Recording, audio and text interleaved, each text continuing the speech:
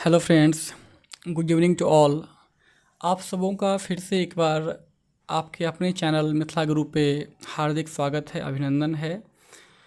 एक बार फिर से हम लोग 6 to 8 का कट ऑफ के यहाँ पे चर्चा करेंगे, क्योंकि बहुत सारे बच्चों को इस चीज़ को लेकर मन में डाउट है कि सर आपने जो पहले कट ऑफ बतलाया वो सर बहुत ज़्यादा है, उतना हमें लग नहीं रहा है। क्योंकि मैंने भी अलग अलग सोर्सों से, अलग अलग स्रोत से जब पता किया तो सर ये कटअप कुछ ज़्यादा हमें लग रहा है।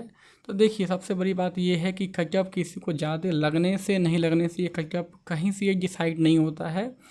तो इसी चीज़ को लेकर के और बहुत सारे बच्चों के मन में बहुत सारा डाउट था, क्वेश्चन था। तो हम लोग इसी चीज़ को लेकर के एक बार फिर से पुनः आए हुए हैं और ये क्लास 6 to 8 इंग्लिश का कटअप का यहाँ हम लोग चर्चा करेंगे। ठीक है, आइए हम लोग आगे बढ़ते हैं। तो सबसे पहला फैक्टर यहाँ पे ये है कि 6 to 8 कटअप जहाँ पे भी आप देख रहे हैं, चाहे वो नवीन सर का प्लेटफॉर्म कोचिंग वाले सर हो, चाहे उनका आप लोगों ने कटअप देखा होगा, तो वहाँ कटअप काफ़ी ज़्यादा बताया गया है। एकदम बहुत ही हाई लेवल वहाँ बतलाया गया है, जो कि हमें भी नहीं लग रहा है कि उतना मतलब जाएगा कटअप उसमें, ये कुछ ज़्यादा हो गया उसमें। लेकिन जब आप बात करेंगे, चाहे वो एस के भारती सर हो, तो उनका बहुत हद तक मतलब ये हद तक सही है कटअप वो, और उतना वो एक्सेप्ट करने लायक है।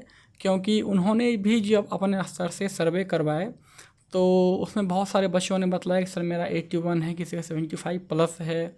और तो ये इन तमाम तरह के कमेंट बच्चों ने वहाँ पे किया। तो इन्हीं सब कुछ चीज़ के संदर्भ में हम लोग यहाँ बात करेंगे और हम लोग जानने का प्रयास करेंगे एक्चुअल एंड कटअप जो जा सकती है उसका हम लोग यहाँ पे बात करेंगे। और आप ये भी देखे होंगे, जो पिछली बार जो फर्स्ट टाइम जब मैंने 6 to 8 का कटअप बनाया था, तो वहाँ पे रेंज कुछ ज़्यादा था। तो उस रेंज को एकदम कम करके एकदम एक्चुअल जानने का प्रयास करेंगे कि कितना कटअप ये जा सकता है। और देखिए, आप सभी बच्चों के मन में एक भ्रांति क्या बन गई है। क्योंकि अगर मान लीजिए मैंने किसी क्वेश्चन का आंसर मान लीजिए कुछ मारा, बी मारा। अब मान लीजिए किसी टीचर अगर उसका आंसर अगर बी ही कह रहे हैं, तो अब मेरे मन के अकॉर्डिंग क्या होगा, हम उसको बी सही मान के कंसिडर कर रहे हैं वहाँ पे। लेकिन हो सकता है कि वो टीचर वहाँ गलत बताए हुए हो। तो बहुत सारा क्वेश्चन ऐसा था जो कि गूगल पे सर्च करने के बावजूद भी एग्जैक्ट आंसर क्या होगा ये पता नहीं चल पा रहा था। तो ये कहीं ना कहीं एक फैक्टर काम कर रहा है। तो हमें लगता है कि बच्चे इस चीज़ को भी प्लस मान करके यहाँ बच्चे कमेंट कर रहे हैं कि सर मेरा 75 है, किसी का 81 है, किसी का 85 है। और यहाँ तक हद तो तब हो गई कि बहुत सारे बच्चों ने हमें पर्सनल मैसेज किया और कमेंट करके बताया सर मेरा सर 87 है। तो ये थोड़ा सा विश्वास करने लायक नहीं है। क्योंकि 6 to 8 इंग्लिश का खास करके जो पेपर बना था ये एकदम अनप्रिडिक्टेबल था ये। क्योंकि अब तक 6 to 8 में लिटरेचर अब तक पूछा ही नहीं गया था कभी भी। ना तो TRE 1 में देखा 6 to 8 हुआ ही नहीं था। चाहे आप TRE 2 की बात कर लें, चाहे TRE 3 का जो कैंसिल एग्ज़ाम पेपर हुआ था उसकी बात कर लें, तो उसमें से कहीं पर भी इसकी कहीं चर्चा नहीं की गई थी। कहीं मतलब क्वेश्चन था ही नहीं लिटरेचर पर्सन।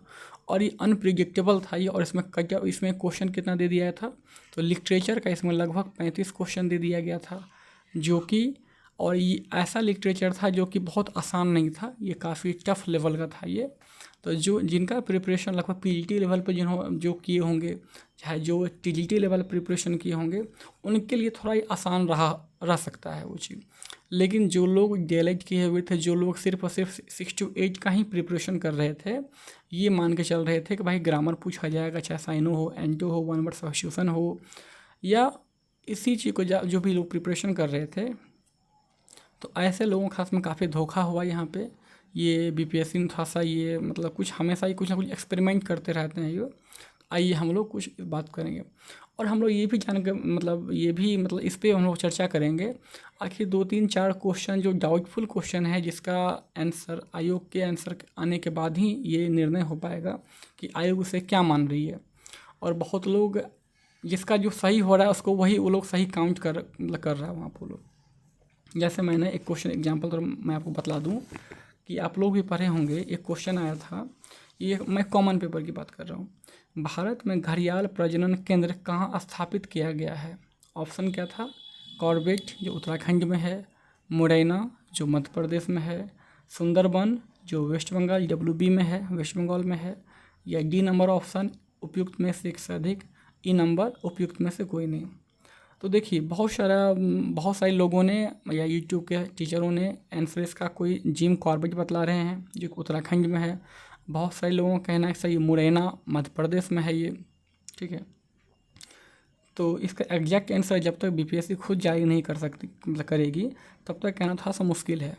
एक क्वेश्चन और था यहाँ पे कि सुभाष चंद्र बोस, आप लोग भी जानते होंगे, ये क्वेश्चन आया था कि सुभाष चंद्र बोस ये जो है बोस किस वर्ष भारतीय राष्ट्रीय कांग्रेस के अध्यक्ष थे। तो ये सभी लोग जानते हैं कि 1938 ये प्रथम बार यहाँ बने हुए थे और 1939 में भी ये चुने गए थे। अब ये बात 1939 में भी चुने गए थे। अब ये बात अलग है कि उस समय पट्टाभी सीतारामैया जो कि महात्मा गांधी के कैंडिडेट थे, इनको यहाँ पे शिकस्त मिला था, किनको, पट्टाभी सीतारामैया को। तो बाद में जाकर के इसी चीज़ को लेकर जब बहस हो गई थी, अंत में जाकर सुभाष चंद्र बोस ने अध्यक्ष पद से इस्तीफा दे दिए थे। ये हर कोई जानता है, आखिर अध्यक्ष पद पे विराजमान तो थे वो, ठीक है। तो बहुत सारे टीचरों का कहना है कि इसका आंसर 1938 होगा, बहुत सारे लोगों का कहना है कि 1939 होगा और बहुत सारे लोग कह रहे हैं कि आंसर इसका डी होगा, एक से अधिक, क्योंकि अध्यक्ष यहाँ पे भी थे, अध्यक्ष यहाँ पे भी थी। ये तो बात की बात है कि ऐसी सिनेरियो बन गई थी वहाँ पे कि इनको यहाँ पे इस्तीफा देना पड़ गया था, जिसके बदले में एक विशेष अधिवेशन हुआ था जिसकी अध्यक्षता डॉक्टर राजेंद्र प्रसाद कर रहे थे, ठीक है। तो ये क्वेश्चन था विवादास्पद है। आइए कुछ और हम लोग बात करते हैं, कुछ जो ऐसा विवादास्पद क्वेश्चन है। आप लोग भी जानते हैं, एक क्वेश्चन था क्या, निम्न में शरीर का कौन सा अंग शरीर के संतुलन को नियंत्रित करता है। ऑप्शन दिया गया था सेरेबेलम, कान, पसली, उपयुक्त में से एक से अधिक या उपयुक्त में से कोई नहीं। तो बहुत सारे टीचर का कहना है कि सर इसमें आंसर हो जाएगा सेरेब्रम। क्या हो जाएगा, सेरेब्रम, ये सॉरी सेरेबेलम, ठीक है। बहुत सारे लोगों का कहना है। अब बहुत सारे टीचरों का ये भी कहना है कि सर सेरेबेलम तो होता ही होता है, साथ में कान भी होती है। कान भी क्या करती है, हमारा ये कहीं सॉरी ये कान, ठीक है। बहुत सारे लोगों का कहना है कि कान भी क्या करती है, हमारे शरीर के संतुलन को नियंत्रित करने में हेल्प करती है। तो देखिए ये ऐसा क्वेश्चन है कि जब तक आयोग इस पर कुछ स्पष्टीकरण ना कर दे तो अपने मन से कुछ भी कह पाना, थोड़ा सा जल्दबाजी इसमें होगी। तो कुछ क्वेश्चन था इसमें विवादास्पद जो कि बीपीएससी का अलावा इसका आंसर कोई नहीं जानता है, ठीक है। तो इन्हीं सब चीज़ को देखते हुए दूसरी बात ये भी है कि इसका जो ग्रामर सेक्शन था, पहले हम लोग इसका लिटरेचर पोर्शन की बात कर ले, एक मिनट, हम लोग इसके लिटरेचर पोर्शन की बात कर लें, फिर पैसेज की बात कर लें, फिर हम ग्रामर की बात कर लें, ठीक है। तो हम लोग क्या देखेंगे, लिटरेचर पोर्शन से जो क्वेश्चन लगभग 35 पूछा गया था, तो जो भी लोग सिर्फ और सिर्फ 6 का प्रिपरेशन कर, इसका यहाँ काफ़ी बेकार चला गया ऐसे लोगों का। जो भी लोग टीजीटी का जिनका एग्ज़ाम होगा या जिनका पीजीटी का एग्ज़ाम होगा, ये लोग तो काफ़ी लिटरेचर पढ़ रहे थे, तो ऐसे बच्चों का लगभग 35 में से लगभग 20 से 22 क्वेश्चन सही हो रहा है।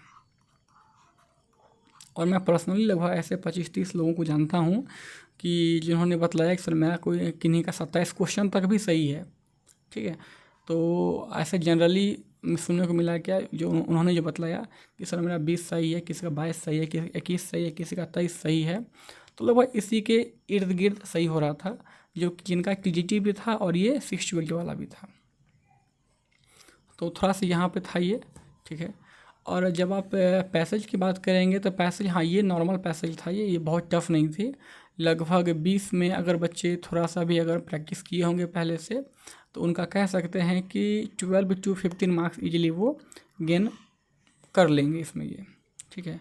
अब दूसरी बात है, कुछ एक आध क्वेश्चन को भाई आप लोग इसमें भी गलत नहीं मान के चलें, क्योंकि जो बीपीएससी की आंसर की आती है तो उसका अपना एक थॉट होता है, क्योंकि आप लोग भी जानते हैं कि पैसेज जो होता है वो थॉट प्रोसेस पे चलता है वो, ठीक है। मतलब कुछ का आंसर सबका नहीं होता है, लेकिन कुछ का आंसर जो होता है वो थॉट प्रोसेस पे चलता है कि जो क्वेश्चन सेटर थे उनके मन में क्या चल रहा है, वो क्या सोच के क्वेश्चन वो दिए हुए थे, एक आध यहाँ पे कम करके चले।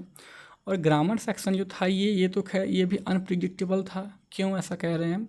क्योंकि आप लोगों ने पार्ट्स ऑफ स्पीच पढ़ा, आप लोगों ने साइनो पढ़ा, एंटो पढ़ा, वन वर्ड सब्स्टिट्यूशन पढ़ा या वगैरह वगैरह पढ़ा, लेकिन ऐसा कुछ यहाँ पर आया ही नहीं था, एकदम आउट ऑफ बॉक्स था ये। ग्रामर ऐसी ग्रामर आई हुई थी जो कि आपकी अंडरस्टैंडिंग लेवल काफ़ी अगर अच्छी है, पकड़ा अगर अच्छा है तो फिर ये बनता, अदरवाइज थोड़ा सा टफ था ये। ठीक है, तो ऐसे भी लोग अगर मतलब ग्रामर पे अगर बेसिक अंडरस्टैंडिंग रही हो तो इनका भी लगभग 10 से 12 क्वेश्चन यहाँ पे बन जा रहा था। लेकिन सबसे जो निर्णायक इस रिजल्ट में होगा, सबसे जो निर्णायक की तरह से हम लोग मोड़ बोलें तो ये जो कॉमन पेपर 40 मार्क्स का था ये काफ़ी निर्णायक होगा इसमें, क्योंकि इसमें जो भी लोग मैक्सिमम स्कोर किए होंगे उसका पक्का रिजल्ट यहाँ होगा। ठीक है, तो एज एन एवरेज कह सकते हैं कि जो एक नॉर्मल बच्चे थे मतलब उनका जो मैंने सर्वे भी करवाया और पर्सनली जो मैंने बात किया, ऑन एन एवरेज एक बच्चों का लगभग 25 से लेकर के लगभग 31 के आसपास बच्चों का सही है ये कह सकते हैं। तो ये निर्णायक कहीं ना कहीं होगा। और इसमें कुछ जो क्वेश्चन जो विवादास्पद है, जो था कन्फ्यूज क्वेश्चन है, तो उसको कंसिडर नहीं करेंगे हम लोग यहाँ पे। ठीक है, तो उसको हम लोग अभी निगेटिव मान के चलेंगे कि मान के चलेंगे भाई मेरा वो गलत है वो। अगर वो आपके पक्ष में आती है तो फिर वो आपके लिए बल्ले बल्ले होगा, आपके लिए वो प्लस पॉइंट का काम करेगा वो। लेकिन फिर भी अभी हम लोग इस गलत वाले को, मतलब अगर किसी टीचर ने कहा कि इसका आंसर 1938 होगा या 39 होगा, तो आपने जो मारा उसको अभी सही मान के नहीं चलना है, इसको अभी हम लोग क्रॉस करके चलेंगे जब तक आयोग अपना आंसर की जारी नहीं कर देती है। एक ये भी हो गया। तो कुल मिला के बात ये हो गया। और हम लोग अब चलते हैं, थोड़ा कज्जब पे बात करते हैं। और इससे पहले भी मैंने आपको कज्जब के बारे में बतलाया था, आइए मैं थोड़ा सा आपको ऊपर दिखला दूँ। ये है नवीन सर का कज्जब, जो इन्होंने 6 to 8 के बारे में इन्होंने बतलाए थे कि 6 to 8 का कज्जब कितना जा सकता है। तो देख लीजिए आप लोग, क्या आप लोग इस रेंज में कहाँ कहाँ बाइक पा रहे हैं, आप लोग खुद ही जज कर लें। हाँ, एक बात इन्होंने काफ़ी एकदम स्ट्रेट फॉरवर्ड इन्होंने बतलाया, और काफ़ी ये बात सत्य भी है कि 6 to 8 में खास करके अगर मान लीजिए 100 बच्चा अगर वहाँ फॉर्म फिलअप अगर मान लेते हैं किया है, तो 100 बच्चे में लगभग 70 बच्चा क्या है, ये आउट ऑफ बिहार है, ये बाहरी बच्चे हैं ये। और इसमें बिहारी बच्चे 30 ही बच्चे हैं यहाँ पे। तो इस चीज़ को लेकर के आपको यहाँ पे क्या होगा, जनरल में और कैटेगरी वाले में काफ़ी वेरिएशन देखने को मिलेगा आपको यहाँ पे। तो खैर इन्होंने जो मतलब ये तो खैर का कुछ ज़्यादा ही यहाँ पे है, इतनी खैर कहीं कुछ चांस ही नहीं है। लेकिन हाँ, तो आइए देखते हैं आगे मतलब कितना जा सकती है। देखिए, आपको मैं एस के भारती सर का भी दिखला दूँ। इन्होंने जो बतलाया था कि 74 से 78 यूआर कैटेगरी में, ईडब्ल्यूएस में इतना, बीसी में इतना, ईबीसी में इतना, एससी एसटी। आप लोग यहाँ देख सकते हैं कि एस के भारती सर क्या बतलाए थे यहाँ पे।